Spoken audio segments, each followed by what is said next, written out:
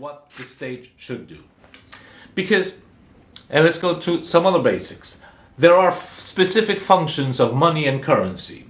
Money has four specific functions. First, it is a means of exchange which allows the exchange of goods and services and requires that it be universally accepted within a specific economy, and that it has to be stable. It acts in the present to exchange things, but it has to be stable towards the future. Secondly, it is a unit of value so that we can determine the relative values between a loaf of bread, a house, and a car. We need to know that it also acts in the present and it must have stability. Third, it is an instrument of saving. What does saving mean? I work today, I accumulate my work for future use. So I saved $5,000 today and then I spend them during the summer on my holidays, doing nothing. Why? Because I'm spending the work from the past.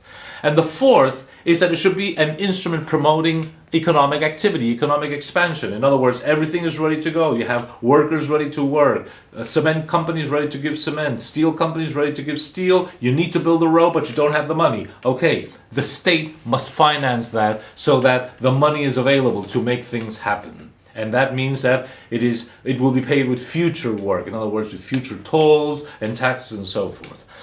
Most states have leverage only over the first three, but not the fourth of these functions. In other words, the state can determine that currency is a means of exchange, it is a unit of value, it is an instrument of saving, but when it comes to economic expansion, credit, that is left to the private bankers. That is part of our predicament nowadays.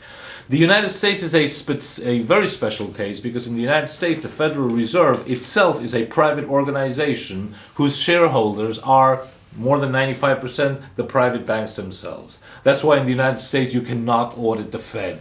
That's why in the United States you have no other option than a Federal Reserve that will issue trillions upon trillions of dollars in order to bail out the people that actually own the Federal Reserve Bank. Your Goldman Sachs, your AIGs, your Merrill Lynch's, your Citicorps, your JP Morgan's, and the European banks. Like a snake biting its own tail, the whole system closes upon itself. An old Chinese emperor from the 9th century once said, and he understood about these things, "Let farmers gather wheat, let bakers bake bread, let the merchants sell and distribute bread throughout the realm, let the warriors defend the country, but issuing money is delegated to no one. Only I, the emperor, shall do that."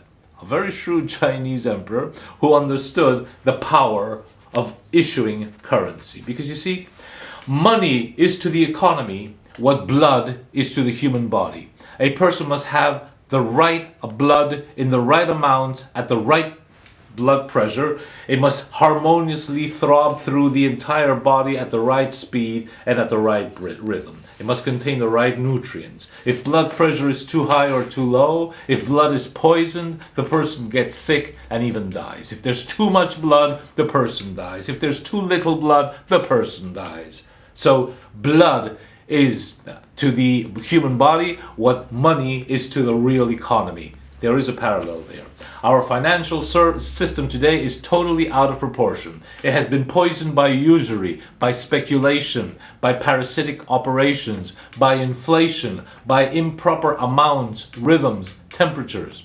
So the first thing that a sovereign state must do in a second republic is bring back health to the economy by ensuring a healthy, strong monetary and banking system that is subordinated to the interest of the common good and not placed above it, usurping a place that it should never have. The state can issue and withdraw money according to the needs of the real economy. It does not have to charge interest. It does not have to do any profiteering. That is not the function of the state.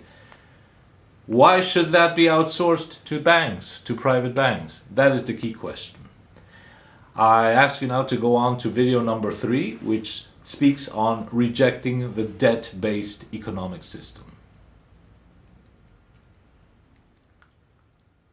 Hello, Adrian Sarducci once again.